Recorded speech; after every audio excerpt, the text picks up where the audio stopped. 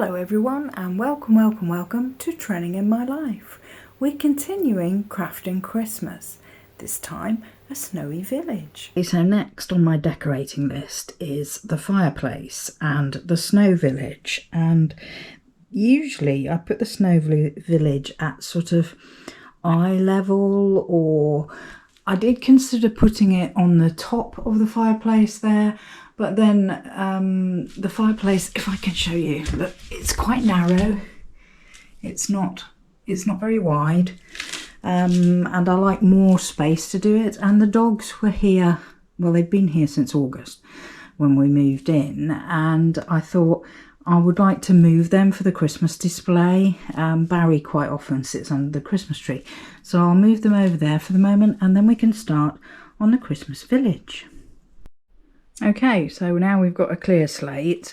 I've got a big, let's put it over there, roll, it's called a pleat of cotton wool. And I want to spread it out on this part of the fireplace so that I can make it all snowy. But the trouble with a pleat is you get these lines. So what you have to do is sort of tug and pull a bit, and it sort of obscures the line and makes it look more like it's all one thing.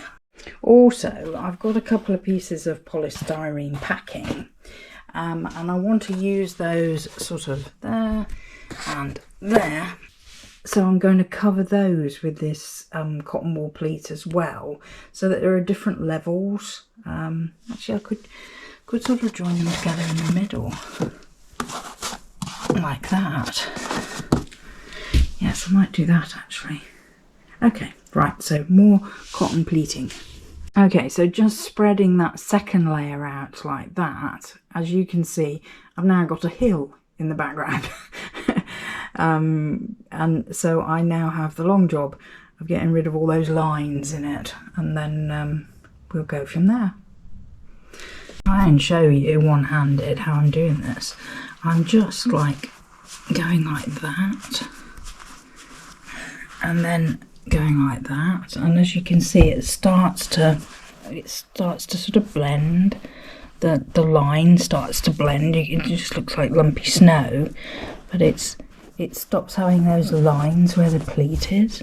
Okay, so I've fully done the front one, and then I have to do the back one, but it's giving you an idea of what it will look like. Yes, there's still the vague indentation of lines, but nothing like that, which is clearly pleated. Here we go. I've got quite a lot of houses that I collected from charity shops. I've got these from, you know, they were like £1, £2.99, stuff like that. And I've collected them over the years with the view of always having them on my snowy village. But you can use them as ornaments throughout the year. For example, that is a summer house, but clearly once you put snow on the roof, it isn't. So, so yeah, I have quite an array of little cottages, and I don't try and get them the same size because, you know, from perspective point of view, I can have the big ones at the front and the little ones at the back so that they look far away. But before I got any of those, I got a set of these, which are basically like little wax houses. I think you got 10 or 12 in a set, and they got I painted colours on them. I can't remember whether they were all red. Maybe they were. And they'd got the snowy roofs, and I think they were really cheap as a set on Amazon. And that started my snowy village, and I always put those like at the back, which is why I built the hill. So I can put these at the back. They've all got the instant snow on them, and I don't know where to put that. Maybe we'll put those two together as if they were two ones together. And where the pleating isn't quite as good as I'd like it, well, that's fine. I can change that on the way up to Christmas and just mess around with it a little bit at a time. Now, this one I'm going to put over there because it's a bit further forward. Same on that side. And then we can have I think we'll do that summer house over there. This one's a bit bigger.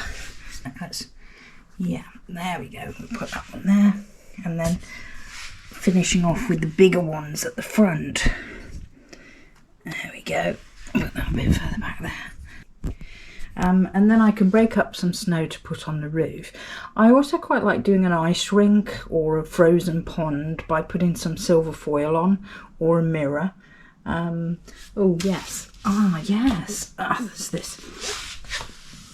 I think I might rearrange this, have these around here, and maybe put a pond over there.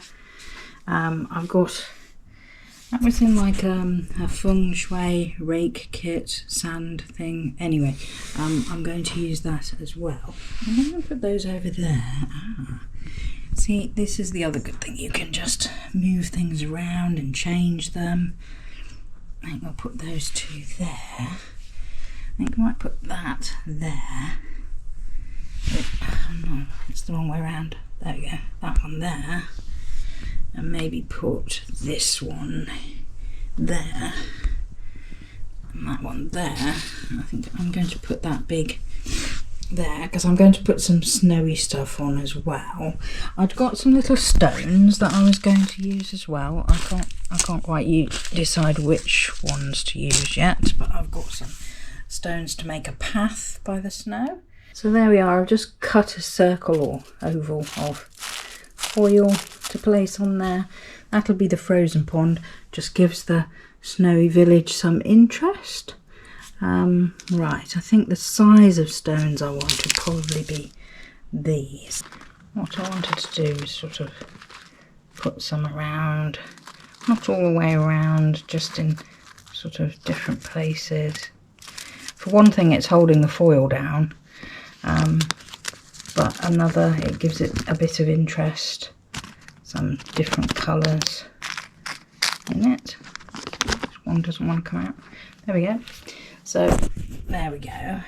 There's the pot.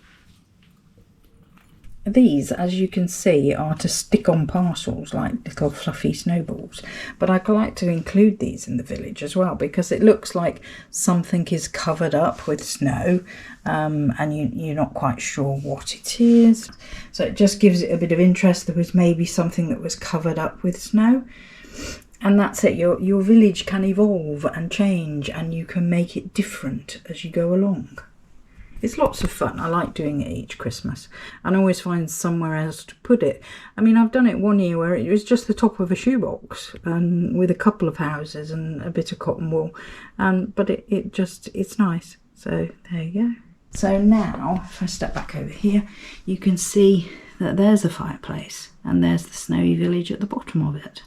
Right, now you can see I've got like a cotton wool circle. I'm just going to tear it up, and if you do it really finely, you can then put little bits on the roof like this. And it looks like the snow has fallen and it's just settled on the roof, and it goes with the rest of the snow. And perhaps cover up those summery looking flowers. And let's see, we'll put a bit there. And because this is at sort of ground level, I'm sure as I walk past it, things will, sort of snow might fall off the roof, and I might have to go back and do it when I notice and stuff like that. But that's what I said, it's kind of nice that it evolves. The summer house takes a lot because it's got the pointy roof. But there we go.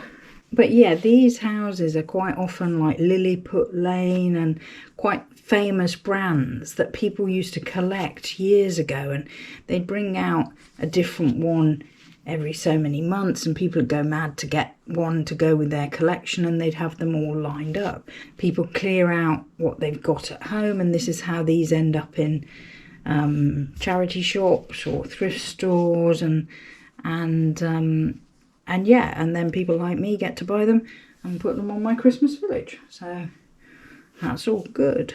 There we go. Now this one I wanted to sort of put bits of snow sort of settled over the top of this without it being too snowy. There we are. The other thing you can do as well is get some silver glitter and sprinkle it on top of the snow as well, which makes it all sparkle, which is really nice. The snowy Christmas village. And like I say, I can add to it and change it, and that's the fun of making one, I think, that you get to change it and do different things with it, because then, you know, it's sort of an ongoing decoration. And yeah. So there's the Christmas village. I hope you enjoyed that video. Please like, comment, subscribe, share with a friend, and come back next time. Bye for now.